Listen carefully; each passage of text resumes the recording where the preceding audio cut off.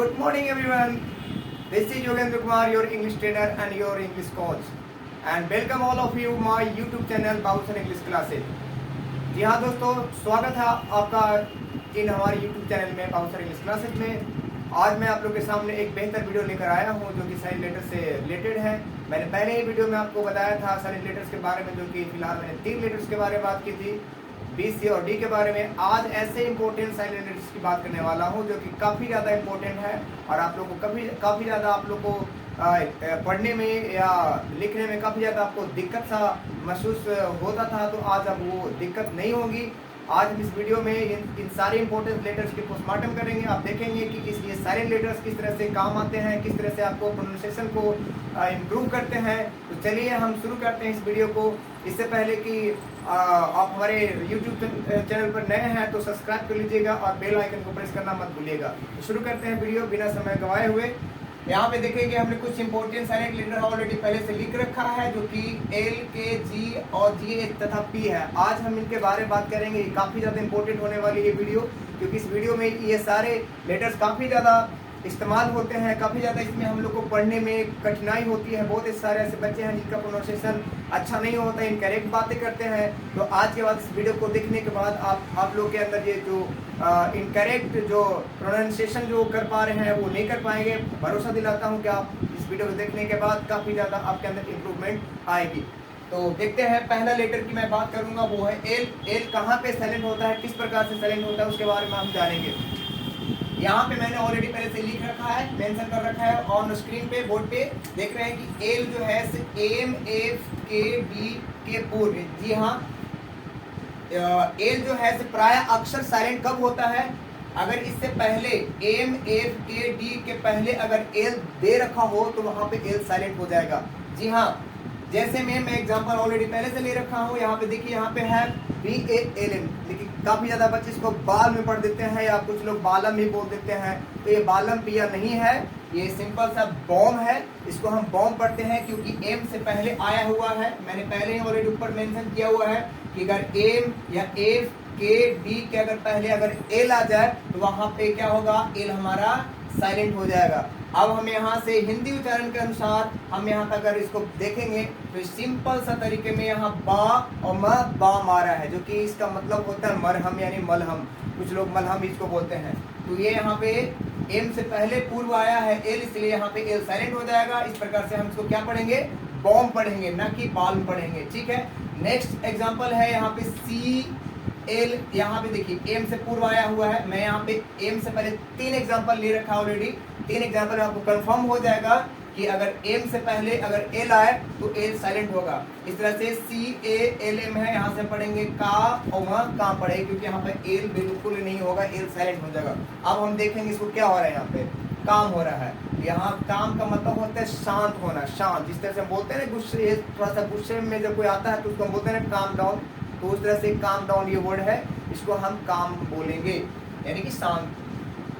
यहाँ पे देखिए मैं एक और एग्जांपल ले रखा हूँ। एम से पूर्व आया हुआ है एल, यहाँ पे भी एल साइलेंट होगा। अगर हम इसको हटा देते हैं तो अब आप रीड कर सकते हैं। हिंदी उच्चारण के अकॉर्डिंग भी आप यहाँ पे बात करेंगे तो पा और ये म, पा और म पाम हो जा रहा है, यानी कि पाम। यहाँ एल साइलेंट था। ठीक है, तो पाल में नहीं है बल्कि ये पाम है। इस तरह से आप बिल्कुल पाम बोलेंगे। पाम मीन्स हथेली होता है। आज के बाद से इसका इनकरेक्ट उच्चारण नहीं करेंगे, सिंपल से इसको बोलेंगे पाम। क्यों? क्योंकि एम से पहले आया हुआ एल साइलेंट होता है। नेक्स्ट देखते हैं। मैंने ये भी देख रखा है कि एफ, अगर एफ से पूर्व भी एल आता है तो भी वहां पे क्या होता है, एल साइलेंट हो जाता है। फॉर एग्जाम्पल यहाँ पे देखेंगे हम, एफ से पहले आया है यहाँ पे एल, यहाँ पे एल क्या हो जाएगा, साइलेंट हो जाएगा। अब क्या हो रहा है यहाँ पे, वोफ। वोफ वोफ मीन जानते हैं कि जैसे कि भेड़िया होता है, जिसको हम वोफ बोलेंगे। एक और एग्जांपल यहाँ पे देखिए, काल। बहुत बच्चे ऐसे हैं जो काल्फ इसको बोलते हैं। काल्फ, काल्फ बछड़ा नहीं बच्चे, ये काल्फ नहीं है बल्कि यहाँ पे काफ बोलेंगे, काफ। का यहाँ पे अगर हम एल को, अगर एल से पूर्व आया हुआ है, पहले आया हुआ है, तो यहाँ पे एल साइलेंट होगा। अब हम इसको क्या पढ़ेंगे, का ऑफ काफ। काफ मीन्स होता है बछड़ा, तो यहाँ पे एल बिल्कुल साइलेंट रहेगा। एल राइटिंग में आप ये लिखेंगे, परंतु आप प्रोनाउंसिएशन जब भी करेंगे तो उसको काफ बोलेंगे, न कि काल्फ बोलेंगे। एक और एग्जांपल है, यहाँ पे है फॉक। देखिए यहाँ पे एल साइलेंट के से पहले इस्तेमाल किया गया है। यहाँ पे के ऑलरेडी दिया रखा है कि अगर के से पहले भी अगर आए एल तो एल साइलेंट हो जाएगा। तो के से पहले आया हुआ है क्या, फॉक। यहाँ पे फोल के नहीं पढ़ेंगे, फोक बने, जिसका मतलब जन समूह होता है, यानी कि जन होता है समूह को, जो जन का समूह जो होता है उसको हम गिरोह बोल सकते हैं, समूह को हम बोलते हैं फोक। ठीक हो गया। या लोक भी बोलते हैं हम इसको, जैसे लोक गीत होता है ना, फोक सॉन्ग, उस तरह से फोक सॉन्ग, फोक डांस। तो ये फोक है, न कि फोल्क है। ठीक है। अनदर वन, यहाँ पे देखिए टी ए एल के से पहले पूर्व आया हुआ है, तो भी क्या होगा हमारा यहाँ पे एल साइलेंट होगा। मैंने ऑलरेडी पहले यहाँ पे लिख रखा था, अगर एम हो, चाहे एफ हो, चाहे के हो या डी हो, इससे पहले अगर एल आ जाए तो एल साइलेंट होगा। Yes, I am going to repeat once again. M, F, K and D से पहले अगर एल आता है तो वहां पे एल साइलेंट हो जाएगा। जैसे कि देखिए यहाँ पे दे रखा है एग्जांपल, के से पहले आया हुआ है एल, यहाँ पे एल साइलेंट हो जाएगा। ये कुछ लोग बच्चे इसको टाल के पढ़ते थे और टाल पढ़ते भी हैं। तो अगर आप आज इस वीडियो को देखने के बाद टाल के नहीं बल्कि आप टॉक बोलेंगे। यस माय डियर फ्रेंड्स, आप टाल के नहीं बल्कि टॉक बोलेंगे, क्योंकि के से पहले एल साइलेंट हो रहा है यहाँ पे। ठीक है, तो ये टॉक हो गया। ठीक इसी प्रकार से यहाँ पे क्या हो जाएगा, एल यहाँ पे के से पहले आया हुआ है, वॉक हो जाएगा, एंड ये दिन क्या हो जाएगा, चॉक हो जाएगा। हम फिर से पढ़ते हैं, chalk, walk and chalk, talk, walk, talk. ठीक हो गया। इस तरह से हम एल को साइलेंट रखेंगे। दूसरा है डी। अगर डी की बात करें तो डी के पहले भी आया हुआ एल हमारा साइलेंट होता है। मैंने ऑलरेडी पहले नियम लिख रखा है यहाँ पे। तो यहाँ पे हम देखेंगे, यहाँ पे क्या लिखा है, डी से पहले एल आया है तो क्या पढ़ेंगे, शुड। शुड पढ़े इसको, नहीं, शुड नहीं पढ़ना है इसको, बिल्कुल शुड पढ़ना है, क्योंकि मैंने पहले आपको बताया कि डी से पहले भी एल आया तो एल साइलेंट होता है। तो यहाँ पे शुड नहीं बल्कि शुड पढ़ा जाएगा। यहाँ पे एल साइलेंट होगा, यहाँ पे भी एल साइलेंट होगा, क्योंकि डी से पहले आया हुआ था, यहाँ भी डी से पहले आया हुआ है। तो इस तरह से हम क्या पढ़ेंगे इसको, should, could and would. Should का मतलब चाहिए होता है, जो कि सैल का पास्ट होता है। यहाँ कुड का मतलब होता है ये कैन का पास्ट हुआ, और यहाँ पे वुड जो है से विल का पास्ट होता है, ये जो कि एक्जुलरी वर्ब में ये काम होता है।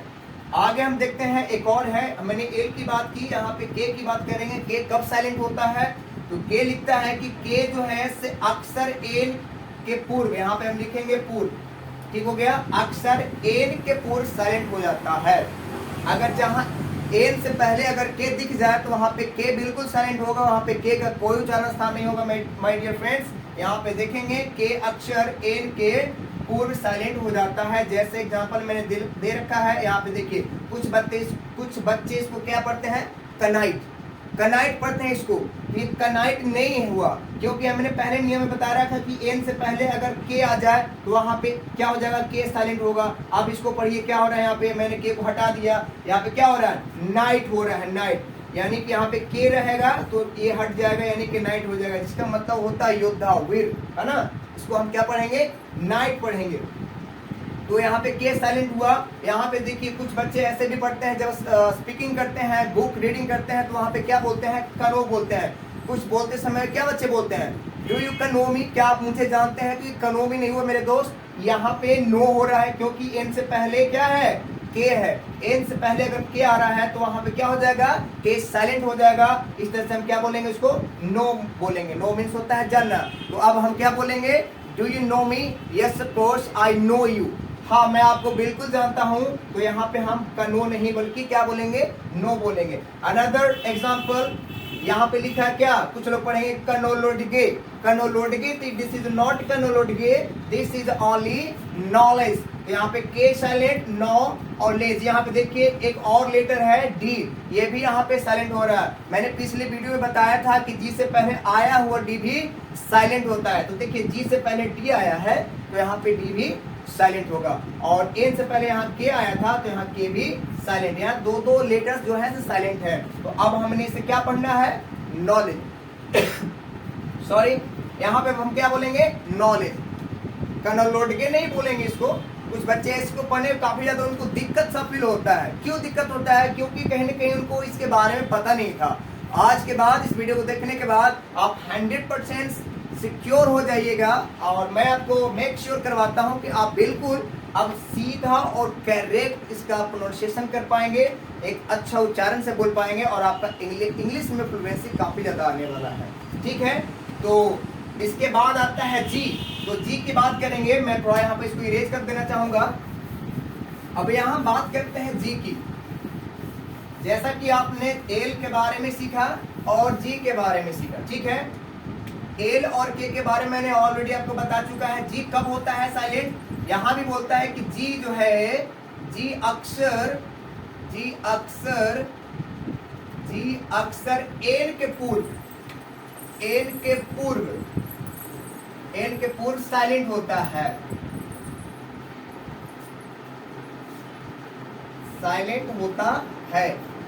फॉर एग्जाम्पल की बात करते हैं, यहां भी सेम प्रोसेस है और जी भी जो है एन के पहले साइलेंट हो जाता है। जैसे GNAT, ये क्या हो गया?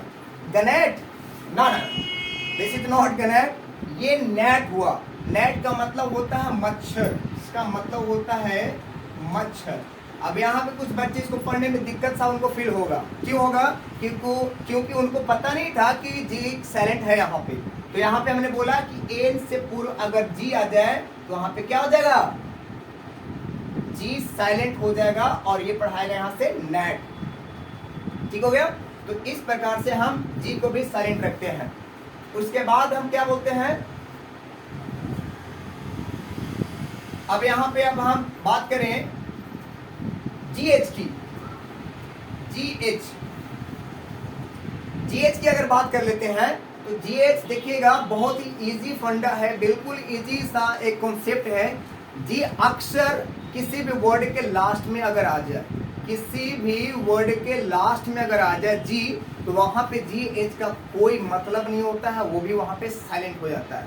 अगर किसी वर्ड के, I am going to repeat once again, listen carefully, GH किसी वर्ड के अंत में आ जाए तो वहां पे GH साइलेंट हो जाता है। जैसे एग्जाम्पल में बात करेंगे हम HIGH,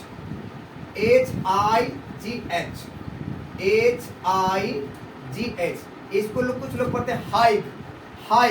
ये हाइग नहीं है दोस्त, ये हाइग नहीं है। मैंने बोला कि एक वर्ड है, ये एक वर्ड है, इसके अंत में किससे अंत कर रहा है? ये GH से अंत कर रहा है। तो GH से अंत कर रहा है तो इसको हम ऐसे बिल्कुल यहाँ पे झाँप देंगे। यहाँ पे क्या आ रहा है? HI, जिसको हम बोलते हैं ना हाई, तो इस तरह से हाई हो गया, इसको हम हाई बोलेंगे। यहाँ पे हाई मीन्स को होता है ऊंचा।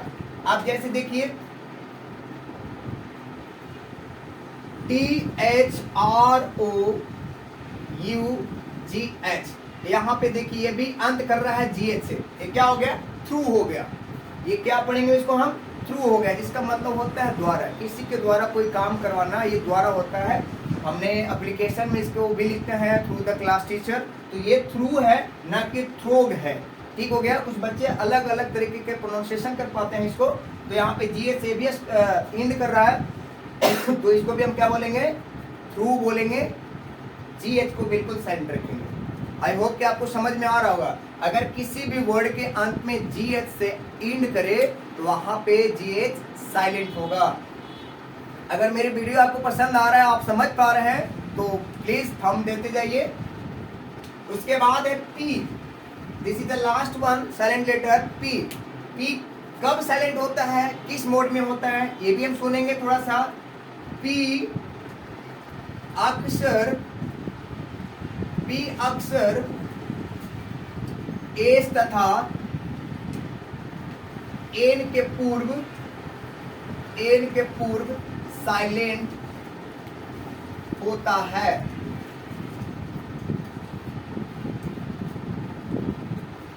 माय डियर फ्रेंड्स, मैं रिपीट करना चाहूंगा, P जो है अक्सर एस तथा एन के पहले, पूर्व एन के पहले क्या होगा? P साइलेंट हो जाएगा। ये काफी ज्यादा इंपॉर्टेंट है। आप इसमें काफी ज्यादा आपको लिखने में दिक्कत होती है, काफी ज्यादा आपको इसका प्रोनाउंसिएशन करने में दिक्कत होती है। आज के बाद इस वीडियो को देखने के बाद आपको कोई भी दिक्कत आने वाला नहीं है, मैं आपको भरोसा दिलाता हूँ। बने रहिए हमारे साथ, वीडियो को अंत तक देखिएगा, तब जाके वीडियो आपको काफी ज्यादा समझ में आने वाला है। अब हम इसको थोड़ा सा देखते हैं, एग्जाम्पल के साथ लेकर चलते हैं। एग्जाम्पल में हमें लिखना है PSYCHO। अब इसको कुछ लोग पढ़ते हैं अजीबोगरीब से, इसको पढ़ते हैं। आप क्या पढ़ सकते हैं इसको, पिसिचो। कुछ लोग कुछ बोलता है, तो ये पिसिचो कुछ नहीं है, ये साइको हो गया। यहाँ पे देखिए एस से पहले आया हुआ पी है, एस से पहले आया पी है, हमने पहले मेंशन कर रखा है एस से तथा एन के पहले क्या होगा, पी साइलेंट होगा, या पी बिल्कुल खत्म हो गया। अब हमने इसको क्या करना है, यहाँ से एस आई साई, और जानते हैं कि आप CHO साइको बोलते हैं, को का इसका उच्चारण आता है, तो ये हो गया साइको। जिस तरह से केमिस्ट्री में केमिस्ट्री लिखाता है, उस तरह से CHO से यहाँ पे को हो रहा है, इसलिए हम क्या पढ़ेंगे, साइको। ठीक हो गया। इसके बाद इसी से बना हुआ है साइकोलॉजी, तो इसको हम साइकोलॉजी भी बना सकते हैं, PSYCHOLOGY, साइकोलॉजी। ठीक हो गया। इसके बाद फिर आप लिख सकते हैं, अब देखिए PNEU MONIA।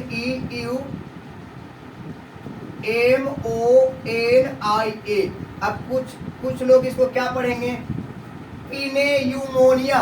पिनेमोनिया, ये कुछ अलग अलग तरीकों के हम लोग बात करेंगे, कैसे कैसे बोलेंगे इसका उच्चारण, क्योंकि उनको पता नहीं कि ये पिनेयूमोनिया है क्या है। तो कुछ बच्चे हैं जिनको पता होगा तो अच्छी बात है, लेकिन आज के बाद आप इसको अजीबो ढंग से इसको नहीं पढ़ेंगे। यहाँ पे देखिए एन से पहले आया हुआ है पी, तो हमने पहले क्या मेंशन किया कि अगर एस हो तथा एन हो, उससे पूर्व क्या होगा, पी जो है से बिल्कुल साइलेंट हो जाएगा। अब यहाँ से हम इसको पढ़ना शुरू करेंगे, उसका उच्चारण करना शुरू करेंगे, तो ये क्या हो जाएगा, न्यूमोनिया। निमोनिया जो कि एक बीमारी का नाम है, निमोनिया, जो कि काफी ज्यादा डेंजरस बीमारी है। तो इस तरह से हम पी साइलेंट हो रखकर क्या पढ़ेंगे इसको, हम निमोनिया। अगर कुछ लोगों का अगर निमोनिया लिखने के लिए बोल दिया जाए तो आई होप दैट कि वो निमोनिया नहीं लिख पाते हैं, क्योंकि उनका पता नहीं है कि यहाँ पे पी साइलेंट होता है या नहीं होता है। तो इस तरह से आप निमोनिया में सीधा लिख सकता है, वो नेमोनिया लिख सकता है, अलग अलग स्पेल कर सकता है उसको। तो इस तरह से हम यहाँ पे पी को साइलेंट रखते हुए यहाँ पे निमोनिया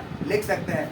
तो माय डियर फ्रेंड्स, आपको ये सारी चीज़ अब बेहतर तरीके से आपको आ रही होगी, आ गया हो समझ में। अगर आप मेरी वीडियो को समझ में आया है, पसंद कर रहे होंगे, तो इसको लाइक कीजिए, शेयर कीजिए और सब्सक्राइब करना मत भूलिए, और हमारे बेल आइकन को दबाना मत भूलिए, क्योंकि अगर बेल आइकन मेरा दबाते हैं तो आपको क्या होता है कि आपका पहला नोटिफिकेशन आपके डिवाइस में जाता है और मेरा पहला वीडियो आपके पास जाता है और उसको आप देख पाते हैं। इस तरह से आपके अंदर काफ़ी ज़्यादा जो वीडियो मैं इम्पोर्टेंट लाने वाला हूँ, आज के बाद जो नेक्स्ट वीडियो मेरा होगा वो अब स्टार्ट होगी हमारा स्पोकन स्पेशल।